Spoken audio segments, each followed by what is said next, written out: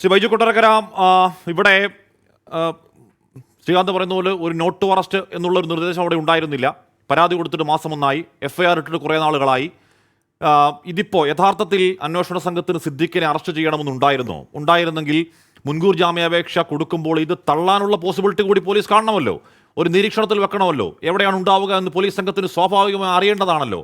അതൊന്നും ഉണ്ടായില്ല എന്നല്ലേ മനസ്സിലാക്കേണ്ടത് ബൈജു കൊട്ടാരക്കര?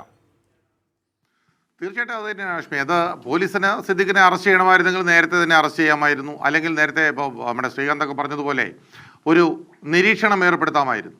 ആ നിരീക്ഷണം ഏർപ്പെടുത്തിയെങ്കിൽ നോട്ട് അറസ്റ്റ് ഇല്ലാത്തടത്തോളം കാലം ആ നിരീക്ഷണം ഏർപ്പെടുത്തിയിരുന്നെങ്കിൽ സിദ്ദിഖ് പോവില്ലായിരുന്നു. അത് തന്നെയായിരുന്നു സത്യം. ഞാൻ ഒരു കാര്യം ഞാൻ ഇപ്പം വീണ്ടും പറയുന്നു ആഷ്മി. അതായത് ഈ ഹേമ കമ്മിറ്റി റിപ്പോർട്ട് വന്നില്ലേ?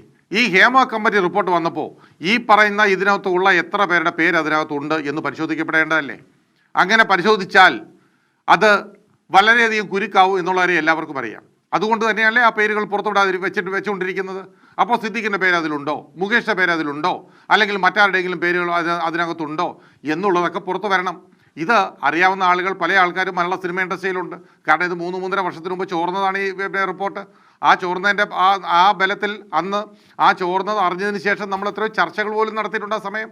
അതുകൊണ്ട് ഇത് സർക്കാരിൻ്റെ കയ്യിൽ ഏതോ ഒരു ഒളിച്ചുകളി ഉണ്ടായിരുന്നു ഇത്രയും ദിവസം, ഇല്ലെന്ന് പറയാൻ പറ്റില്ല. എനിക്ക് തോന്നുന്നു മുകേഷിന് വേണ്ടിയിട്ട് സിദ്ദിഖിൻ്റെ ഈ അറസ്റ്റും കാര്യങ്ങളും ഒക്കെ വെച്ച് നീട്ടിക്കൊണ്ടിരുന്നു. കാരണം മുകേഷ് MLA ആണ്, പാർട്ടി MLA ആണ്, കൊല്ലത്തിൻ്റെ ജനപ്രതിനിധിയാണല്ലോ. അപ്പോൾ ആ ഒരു ജനപ്രതിനിധിയെ അറസ്റ്റ് ചെയ്യുന്നതിന് വേണ്ടി, അല്ലെങ്കിൽ അദ്ദേഹത്തിൻ്റെ ഒരു കാര്യങ്ങളൊക്കെ വരുന്നതിന് വേണ്ടി ഒന്ന് നീട്ടിക്കൊണ്ടുപോയതാണ് ഈ സിദ്ദിഖിൻ്റെ കാര്യം ഇവിടം വരെ എത്തിച്ചതെന്ന് വേണമെങ്കിൽ പറയാം. ഇല്ലെന്നുണ്ടെങ്കിൽ